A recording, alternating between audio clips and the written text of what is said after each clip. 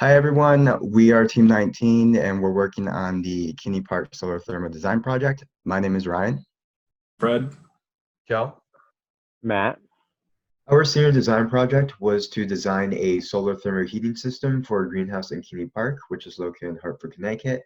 The system will be both energy efficient as well as environmentally friendly, allowing the Kinney Park Sustainability Project to operate the greenhouse year-round.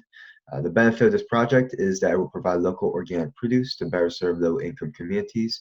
And as a result, this project will address the issue and be a part of the larger drive in sustainable food systems designed to illustrate the compatibility of sustainable practices with urban environments.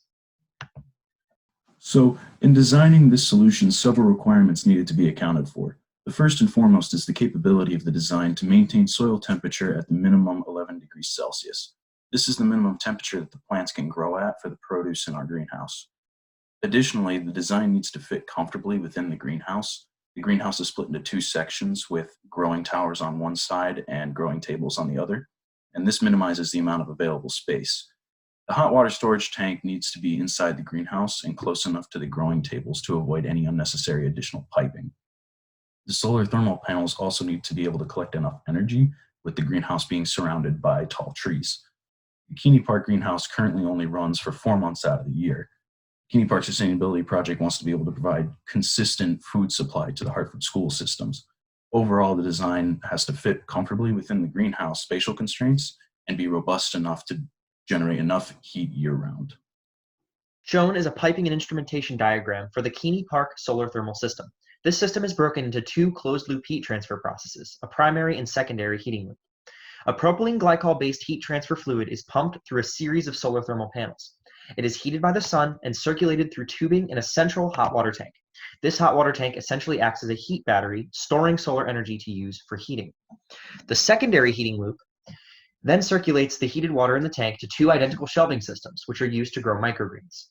The shelving system is now displayed alongside the P&ID. A radiator system will be run through the gaps in the table's planks for a total of 4 heating passes for plants growing on the shelves. Our design also includes insulating the shelf area with thin, removable polycarbonate to reduce the heating load on our solar thermal system. The solar thermal panels cannot always provide enough heat to keep the plants above the required 11 degrees Celsius. Therefore, a small backup heater is installed at the beginning of the secondary heating loop to supplement heat. Since the shelving systems are 20 feet long each, this means that at least 80 feet of radiator piping will be run. Assuming natural convection from the pipes in an insulated environment, we ran a COMSOL simulation to calculate a total temperature drop of about 4 degrees Celsius when the water in the pipe begins at 70 degrees C. We used this temperature drop to generate a COMSOL simulation to visualize if the heat released from the 4 pipes could reach and heat plants on the upper shelves of the system. This, combined with in-person experimental testing, validated our mini greenhouse insulation setup. The solution focuses on minimizing heat losses through restricting the heating area with a mini greenhouse.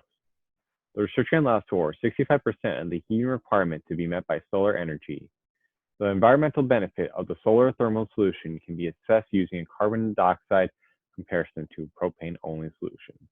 The propane-only solution requires more propane to meet the heating requirements, which in turn produces more carbon dioxide. The solar thermal system produces 0.22 metric tons of carbon dioxide yearly, in contrast to the 0.63 metric tons of carbon dioxide from the propane-only solution as shown. The solar thermal system is estimated to pay itself off in a little over half a year due to the increased revenue from the year-long production of microgreens. The additional revenue can aid funding in other sustainability projects in Kinney Park.